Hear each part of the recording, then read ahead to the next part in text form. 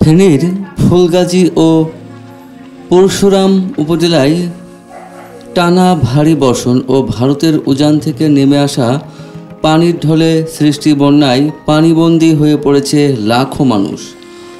মুহুরী, কহুয়া ও সিলোনিয়া নদীর অন্তত 20টি স্থানে বন্যা নিয়ন্ত্রণ বাঁধ ভেঙে যাওয়ায় প্লাবিত হয়েছে 30টির বেশি গ্রাম। বন্যা কবলিত এলাকাগুলোয় পানিবন্দী মানুষের মাঝে ইতিমধ্যেই খাবার ও বিশুদ্ধ পানির অভাব দেখা দিয়েছে। সাথে বিদ্যুৎ বিভ্রাটের কারণে মোবাইলে যোগাযোগও ব্যাহত হচ্ছে। বহু স্থানে সরকারি সহায়তা পৌঁছেনি। ফুলগাজীর দেরপাড়া, দৌলতপুর, গাইনবাড়ি, নাপিতকোনা ও উত্তর শ্রীপুর এবং পরশুরামের শালধর, অলকা, জঙ্গলঘোনা ও দানিয়ালপুর সহ অন্তত 30টি গ্রাম পানির নিচে। হঠাৎ পানি বাড়ায় ঘরবাড়ি ছেড়ে অনেকেই আশ্রয় নিয়েছেন উঁচু জায়গা বা অন্যের বাড়িতে।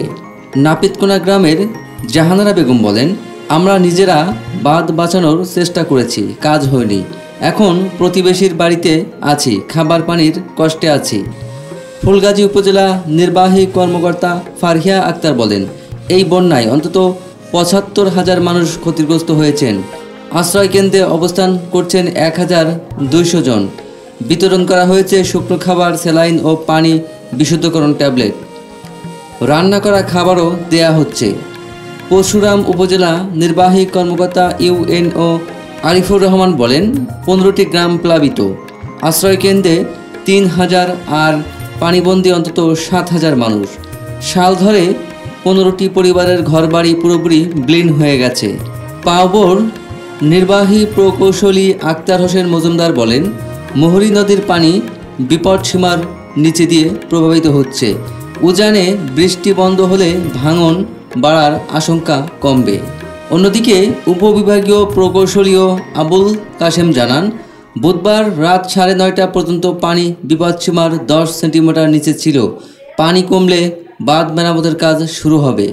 জেলা প্রশাসক সাইফুল ইসলাম বলেন, ফুলগাজী ও পরশুরামে 2000 প্যাকেট শুকনো খাবার বিতরণ করা হয়েছে। রান্না করা খাবারও দেয়া হচ্ছে। আবহাওয়া অফিস জানিয়েছে, গত 24 ঘন্টায় 8 জুলাই সন্ধ্যা 6টা থেকে 9 জুলাই সন্ধ্যা 6টা পর্যন্ত জেলায় 82 মিলিমিটার বৃষ্টিপাত হয়েছে। তবে বুধবার থেকে বৃষ্টি কিছুটা কমেছে, এতে পরিস্থিতি কিছুটা উন্নতির দিকে যাচ্ছে।